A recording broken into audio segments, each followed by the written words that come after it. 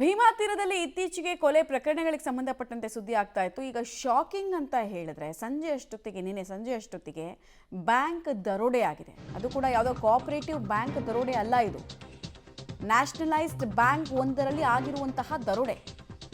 ಬೀದರ್ನಲ್ಲಿ ನಾವು ನೋಡಿದ್ವಿ ಇಂಥ ಮಾದರಿಯನ್ನ, ಕಲಬುರಗಿಯಲ್ಲೂ ನೋಡಿದ್ವಿ, ಮಂಗಳೂರಿನಲ್ಲಿ ನೋಡಿದ್ವಿ. ಈಗ ನೋಡಿದ್ರೆ state bank of India bank ದರೋಡೆ ಆಗಿದೆ. ಮಂಗಳೂರಿನಲ್ಲಿ ಒಂದು ಕೋಆಪರೇಟಿವ್ ಬ್ಯಾಂಕ್ ದರೋಡೆ ಆಗಿದೆ ನಾವು ಗಮನಿಸಿದ್ವಿ. ಬಟ್ ಇಲ್ಲಿ state bank of India military ವೇಷದ ಕಳ್ಳರಿಂದ ಸಿನಿಮೀಯ ರೀತಿಯಲ್ಲಿ ದರೋಡೆ ಆಗಿರೋದ್ರ ಡೀಟೇಲ್ಸ್. 5ಕ್ಕೂ ಹೆಚ್ಚು ಮುಸುಕುದಾರಿಗಳು ಬಂದು ದರೋಡೆ ಕೃತ್ಯವನ್ನು ಎಸಗಿದ್ದಾರೆ ಅನ್ನೋದ್ರ ಮಾಹಿತಿ. ಬ್ಯಾಂಕ್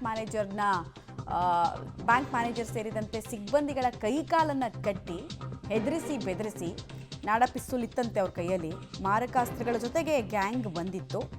1 ಕೋಟಿ ನಗದು ಕ್ಯಾಶಲ್ಲಿ ಇರುತ್ತಲ್ವ ಅಲ್ಲಿ, ಆ ಕ್ಯಾಶು ಮತ್ತು ಲಾಕರ್ನಲ್ಲಿದ್ದಂತಹ 13 kg ಚಿನ್ನಾಭರಣವನ್ನು ದೋಚಿದ್ದಾರೆ ಅನ್ನೋದು ಮಾಹಿತಿ.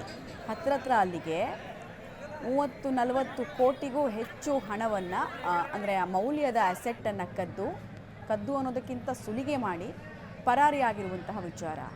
ಆಘಾತ ಅನಿಸ್ತಾ ಇರೋದು state bank of India locker ವ್ಯವಸ್ಥೆ ಎಲ್ಲ ತುಂಬ ಚೆನ್ನಾಗಿರುತ್ತೆ ಅಲ್ಲಿ ಅಂತ ಹೇಳಿ ನಂಬಿಕೆ ಇಟ್ಟು ಜನ ಚಿನ್ನ ಇಟ್ಟಿರ್ತಾರೆ, ನಗದು ಇಟ್ಟಿರ್ತಾರೆ. ಇಲ್ಲೂ ಕೂಡ ಹಿಂಗೆ ಸೆಕ್ಯೂರಿಟಿ ಲ್ಯಾಪ್ಸ್ ಆಯಿತು ಅಂದರೆ ಪ್ರಶ್ನೆಗಳು ಬರುತ್ತಲ್ವ. ಆಮೇಲೆ ಅವರು ಕೋಟಿಗಟ್ಟಲೆ ದರೋಡೆ ಮಾಡಬೇಕಾದ್ರೆ ಟೈಮ್ ತೊಗೊಂಡಿರ್ತಾರೆ. 5 ನಿಮಿಷಕ್ಕಾಗೋಗೋ ದರೋಡೆ ಅಲ್ಲ ಇದು. ಅಷ್ಟು ಟೈಮಲ್ಲೂ ಕೂಡ ಯಾವುದೇ ಅಲಾರಾಮ್ ಹೊಡಿಲಿಲ್ಲ, ಅಲ್ಲಿ ಸಿಬ್ಬಂದಿಗಳು ಬರಲಿಲ್ಲ, ಯಾರಿಗೂ ಇನ್ಫಾರ್ಮ್ ಆಗಲಿಲ್ಲ ಅಂದಾಗ ಕೆಲ ಪ್ರಶ್ನೆಗಳು ಮೂಡುತ್ತೆ. ನೋಡೋಣ. ಆಮೇಲೆ ಹೊರ ರಾಜ್ಯದಿಂದ ನಮ್ಮ ರಾಜ್ಯವನ್ನು ಟಾರ್ಗೆಟ್ ಮಾಡಿಕೊಂಡು ಇಂಥ ಪ್ರಕರಣಗಳು ಬೆನ್ನಿಗೆ ಆಗ್ತಾ ಇದೆ. ಎಲ್ಲಿಂದನೋ ಬರ್ತಾರೆ, ಪಶ್ಚಿಮ ಬಂಗಾಳ, ಜಾರ್ಖಂಡು, ಬಿಹಾರು, ಅಲ್ಲಿಂದ ಇಲ್ಲಿ ಯಾವುದೋ ಒಂದು ಊರನ್ನು ನೋಡ್ಕೊಳ್ತಾರೆ ಅಥವಾ ಇಲ್ಲಿ ಯಾವುದೋ ಒಂದು ನೆಟ್ವರ್ಕನ್ನು ನೋಡ್ಕೊಳ್ತಾರೆ. ಹಿಂಗೆ ದರೋಡೆ ಮಾಡಿ ಪರಾರಿ ಆಗ್ತಾ ಇದ್ದಾರೆ. ಈಗ ಡಾಗ್ ಸ್ಕ್ವಾಡ್ ಎಲ್ಲ ಬಂದಿದೆ ಅಲ್ಲಿ. ಎಲ್ಲಕ್ಕಿಂತ ಆಶ್ಚರ್ಯ ಅಂದರೆ ಸಂಜೆ ಆಗಿರೋದಿದು. ಏನೋ ಜನ ಇಲ್ದಿದ್ದ ಟೈಮ್ನಲ್ಲಿ ಅಥವಾ ಇಡೀ ಊರೇ ಖಾಲಿಯಾಗಿದ್ದ ಟೈಮ್ನಲ್ಲಿ ಹಾಗಲ್ಲ ಆಗಿರೋದು. ಸಂಜೆ ಒಂದು 5-6 ಗಂಟೆ ಎಷ್ಟೊತ್ತಿಗಾಗಿರೋದು, 8 ಗಂಟೆಗೆ ಬೆಳಕಿಗೆ ಬಂದಿದೆ ಅಂದರೆ ಇವ್ರು ಎಂಟ್ರಿ ಆಗಿದ್ದಾರೆ, ಎಕ್ಸಿಟ್ ಕೂಡ ಆಗಿದ್ದಾರೆ. ಇಷ್ಟೆಲ್ಲ ದೋಚ್ಕೊಂಡು ಒಂದು ಭಂಡಾರವನ್ನೇ ದೋಚ್ಕೊಂಡು ಎಕ್ಸಿಟ್ ಆಗಿದ್ದಾರೆ ಅವರು. ಆಮೇಲೆ ನನಗೆ ಇನ್ನೂ ಒಂದು ಪ್ರಶ್ನೆ ಇರೋದು, ಈಗ ಚಿನ್ನ ಇಟ್ಟಿರ್ತಾರಲ್ಲ ಲಾಕರು, ಅದೆಲ್ಲ ಓಪನ್ ಆಗಬೇಕು ಅಂತ ಹೇಳಿದ್ರೆ ವಿಪರೀತ ಭದ್ರತೆ ಇರುತ್ತೆ ಒಂದು. ಆಮೇಲೆ ಡಿಜಿಟಲ್ ಪಾಸ್ವರ್ಡ್ಸ್ ಇರುತ್ತೆ. ಅದೆಲ್ಲ ಹೆಂಗೆ ಇಷ್ಟು ಈಸಿಯಾಗಿ ಸಿಕ್ತು ಇವ್ರಿಗೆ? ಈ ಪ್ರಶ್ನೆಗಳು ಇದಾವಪ್ಪ.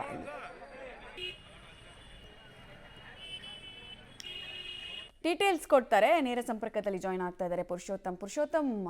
ಕೋಆಪರೇಟಿವ್ ಬ್ಯಾಂಕ್ಗಳ ದರೋಡೆ ಆಗೋದು ಬೇರೆ, ನ್ಯಾಷನಲೈಸ್ಡ್ ಬ್ಯಾಂಕ್ ಮೇಲೆ ಒಂದು ಜನರಿಗೆ ನಂಬಿಕೆ ಇರುತ್ತೆ, ಇಂಥದ್ದೆಲ್ಲ ತುಂಬ ರೇರೆಸ್ಟ್ ಕೇಸ್ ಅಂತ. ವಿಜಯಪುರದಲ್ಲಿ ಹಿಂಗೆ ದರೋಡೆ ಆಗಿ ಎಕ್ಸಿಟ್ ಆಗೋ ತನಕನೂ ಹೈಯರ್ ಅಫಿಷಿಯಲ್ಸ್ಗೆ ಗೊತ್ತಾಗಿಲ್ಲ, ಪೊಲೀಸರಿಗೆ ಗೊತ್ತಾಗಿಲ್ಲ ಅಂದಾಗ ಸಾಕಷ್ಟು ಪ್ರಶ್ನೆಗಳು ಬರುತ್ತೆ. ದರೋಡೆಕೋರರು ಯಾವ ಊರಿನವರು ಅನ್ನೋದೇನಾದರೂ ಗೊತ್ತಾಗಿದೆಯಾ? ಏನಾದರೂ ಕುರುಹು ಸ್ಥಳದಲ್ಲಿ ಸಿಕ್ಕಿದೆಯಂತ ಏನು ಹೇಳ್ತಾರೆ ಪ್ರತ್ಯಕ್ಷದರ್ಶಿಗಳು ಅಥವಾ ವಿಕ್ಟಿಮ್ಸು ಅಲ್ಲಿದ್ದವರು?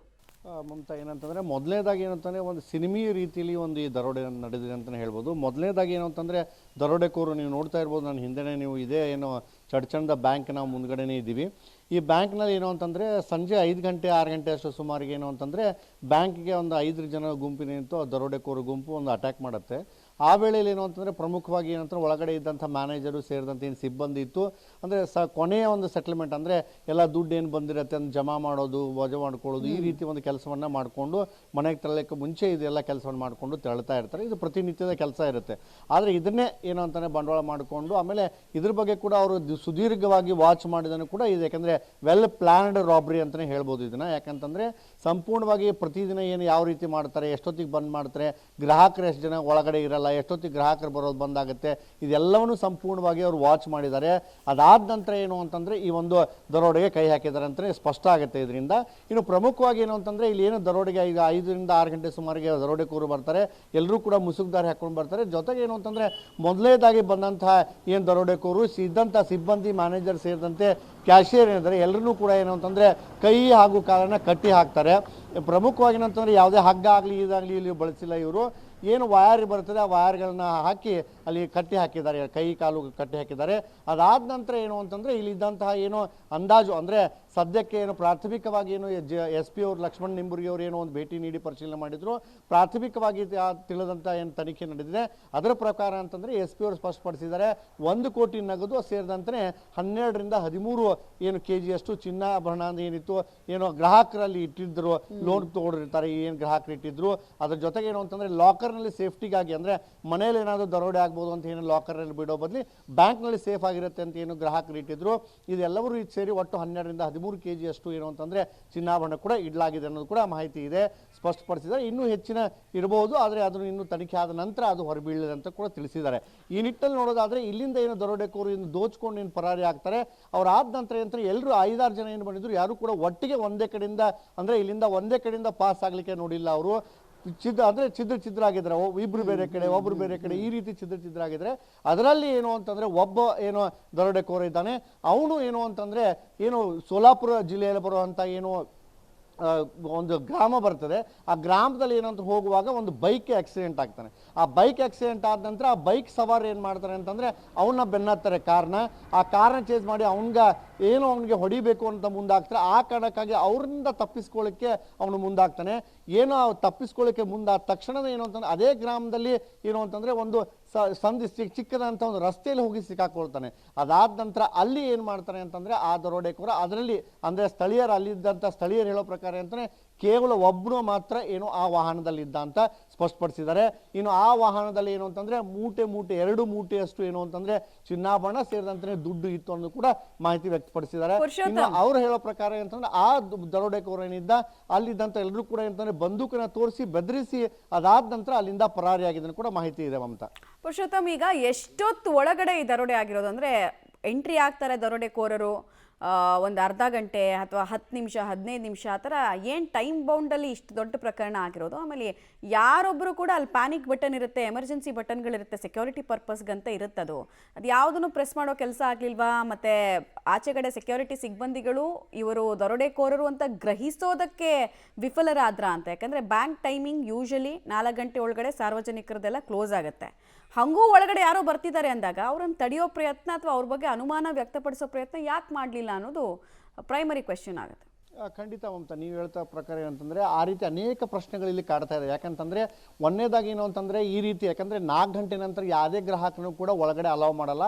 ಏನು ಗೇಟ್ ಇರುತ್ತೆ ಮೇನ್ ಗೇಟು, ಆ ಮೇನ್ ಗೇಟನ್ನಂತ ಸಂಪೂರ್ಣವಾಗಿ ಕ್ಲೋಸ್ ಮಾಡಿ ಕೇವಲ ಒಳಗಡೆ ಮಾತ್ರ ಇದ್ದಂಥ ಏನು ಸಿಬ್ಬಂದಿಗಳಿದೆ ಅವರು ಕೆಲಸ ಮಾಡ್ಕೊಳ್ಳಿಕ್ಕೆ ಮಾತ್ರ ನೀವು ಮಾಡ್ಕೊಂಡಿರ್ತಾರೆ. ಜೊತೆಗೆ ಒಳಗಡೆ ಕೂಡ ಲಾಕ್ ಹಾಕೊಂಡಿರ್ತಾರೆ. ಆದರೆ ಪ್ರಾಥಮಿಕವಾಗಿ ಇಲ್ಲಿ ಅಂತಂದರೆ ಅದ್ರ ಬಗ್ಗೆ ಯಾವುದೇ ರೀತಿಯ ಮಾಹಿತಿ ದೊರೆತಿಲ್ಲ. ಯಾಕಂತಂದರೆ ಅವರು ಒಳಗಡೆ ಚಾವಿ ಹಾಕೊಂಡಿದ್ದ ಅಥವಾ ಕೆಲಸ ಮಾಡ್ತಾ ಇದ್ರ ಅಥವಾ ಅದ್ರ ಜೊತೆಗೆ ಏನು ಅಂತಂದರೆ ಏನು ಅಲಾರಾಮ್ ಇರುತ್ತೆ ಅಂದರೆ ಈ ರೀತಿ ಏನು ಘಟನೆಗಳು ನಡೆದ್ರೆ ದರೋಡೆಗೆ ಯಾರಾದರೂ ಬಂದಾಗ ಏನೊಂದು ಅಲಾರಾಮ್ ಪ್ರೆಸ್ ಮಾಡಲಿಕ್ಕೆ ಏನಂತೆ ಅದಕ್ಕೂ ಕೂಡ ಅವಕಾಶ ಸಿಕ್ಕಿಲ್ಲ ಅನ್ನೋದು ಕೂಡ ಮಾಹಿತಿ ಇದೆ. ಅದಾದ ನಂತರ ಏನು ದರೋಡೆಕೋರು ಎಂಟ್ರಿ ಆಗ್ತಾರೆ, ಬಂದ ತಕ್ಷಣ ಮೊದಲನೇದಾಗಿ ಏನು ಅಂತಂದರೆ ಒಂದು ಕಂಟ್ರಿ ಪಿಸ್ತೂಲ್ನ ತೋರಿಸಿ ಬೆದರಿಸಿದ್ದಾರೆ ಎಲ್ಲರೂ ಕೂಡ. ಆ ಕಂಟ್ರಿ ಪಿಸ್ತೂಲ್ಗೆ ಹೆದರಿ ಯಾರೂ ಕೂಡ ಈ ರೀತಿ ಒಂದು ಸಾಹಸಕ್ಕೆ ಕೈ ಹಾಕಿಲ್ಲ ಅನ್ನೋ ಕೂಡ ಸ್ಪಷ್ಟ ಆಗುತ್ತೆ. ಈ ಹಿನ್ನೆಲೆಯಲ್ಲಿ ಏನಂತಂದ್ರೆ ಬಂದೂಕನ ಹಿಡಿದು ಮತ್ತು ಮಾರಕಾಸ್ತ್ರಗಳಿಂದ ಏನು ಹೆದರಿಸಿದ್ದಾರೆ ಅದರಿಂದ ಹೆದರಿ ಏನಾಗಿದ್ದಾರೆ ಅಂತಂದ್ರೆ ಸಿಬ್ಬಂದಿ ಮತ್ತು ಸೇರಿದ ಮ್ಯಾನೇಜರ್ ಇದ್ರು ಅವರೆಲ್ಲರೂ ಕೂಡ ಮೊದಲೇದಾಗಿ ಎಲ್ಲರೂ ಕೂಡ ಕಟ್ಟಿ ಹಾಕಿದ್ದಾರೆ. ಅದಾದ ನಂತರ ಅಲ್ಲಿದ್ದಂಥ ಲಾಕರ್, ಯಾಕಂದ್ರೆ ಲಾಕರ್ನ ಅಷ್ಟು ಸಹಜವಾಗಿ ಯಾರು ಕೂಡ ತೆಗಿಯೋಕ್ಕೆ ಓಪನ್ ಮಾಡೋಕ್ಕೆ ಆಗಲ್ಲ. ಆ ಕಾರಣಕ್ಕಾಗಿ ಏನು ಅಂತಂದ್ರೆ ಆ ಲಾಕರ್ಗಳು ಕೂಡ ಏನಂತಂದ್ರೆ ಸಿಬ್ಬಂದಿಗಳ ಸಹಾಯದಿಂದ ತೆಗೆದಿರಬೇಕಾಗುತ್ತೆ. ಯಾಕಂತಂದ್ರೆ ಇದ್ದಂಥ ಮ್ಯಾನೇಜರ್ ಸೇರಿದಂತೆ ಇಬ್ಬರು ಕಡೆ ಲಾಕರ್ ಕೂಡ ಚಾವಿ ಕೂಡ ಇರುತ್ತೆ ಮತ್ತು ನಂಬರ್ಸ್ ಕೂಡ ಇರುತ್ತೆ, ಲಾಕರ್ ನಂಬರ್ಸ್, ಆ ಸೀಕ್ರೆಟ್ ನಂಬರ್ಸ್ ಕೂಡ ಅವ್ರ ಕಡೆಯಿಂದ ಬಳಸಿ ತೆಗೆದುಕೊಂಡು ಹೋಗಿರೋಂಥ ಸಾಧ್ಯತೆ ಕೂಡ ಇದೆ. ಮಮತಾ, ರೈಟ್, ಧನ್ಯವಾದ ಪುರುಷೋತ್ತಮ್ ತಮ್ಮೆಲ್ಲ ಮಾಹಿತಿಗೆ. ಸಾಕಷ್ಟು ಅನುಮಾನಗಳು ಮೇಲ್ನೋಟಕ್ಕಿದೆ. ಯಾಕಂದರೆ ಬ್ಯಾಂಕಿಂಗ್ ವರ್ಕಿಂಗ್ ಅವರ್ಸ್ ಇರುತ್ತಲ್ಲ, ಅದು ಜಸ್ಟ್ ಸಂಜೆ 4 ಗಂಟೆ ಅಷ್ಟೊತ್ತಿಗೆ, ಆಮೇಲೆ ಅದನ್ನು ಕ್ಲೋಸ್ ಮಾಡ್ಕೊಳ್ತಾರೆ, ಶಟರ್ ಎಳಿತಾರೆ. ಒಳಗಡೆಗೆ ಹಿಂಗಿದ್ದು ಒಂದು 5-6 ಜನರನ್ನು ಬಿಡ್ತಾರೆ ಅಂದಾಗ ಯಾರು ಬಿಟ್ಟವ್ರು, ಯಾರು, ಯಾಕೆ ಬಿಟ್ಟರು, ಮೂಲ ಉದ್ದೇಶ ಏನಾಗಿತ್ತು? ಆಮೇಲೆ ಸಿಬ್ಬಂದಿಗಳಿದ್ದೇ ಇದ್ದರು, ಎಲ್ಲರೂ ವರ್ಕ್ ಮಾಡುವಂತಹ ಕೆಳಭಾಗದಲ್ಲಿ ಎಮರ್ಜೆನ್ಸಿ ಬಟನ್ ಅಂತಿರುತ್ತೆ, ಇದೆಲ್ಲವೂ ಕೂಡ ಸೆಕ್ಯೂರಿಟಿ ಪರ್ಪಸ್ಸಿಗೆ ಮಾಡಿರ್ತಾರೆ. ಯಾವುದು ಯಾಕೆ ಅಲಾರಮ್ ಬಡ್ಕೊಳ್ಳಿಲ್ಲ, ಇಷ್ಟೆಲ್ಲ ದೋಚ್ಕೊಂಡು ಹೋಗೋ ತನಕ ಯಾಕೆ ಸುಮ್ಮನಿದ್ರು ಅನ್ನೋದು ಪ್ರಶ್ನೆ. ಏನೇ ಕಟ್ ಹಾಕಿದ್ರು ಕೂಡ ಯಾರಿಗಾದ್ರೂ ಒಬ್ಬರಿಗೆ ಟೈಮ್ ಇರ್ತಾ ಇತ್ತು, ಸೆಕ್ಯೂರಿಟಿ ಯಾಕೆ ಫಸ್ಟ್ ಇನ್ ಪ್ಲೇಸ್ ಬಿಟ್ಟರು ಒಳಗಡೆ, ಎಲ್ಲ ಪ್ರಶ್ನೆ ಇದೆ.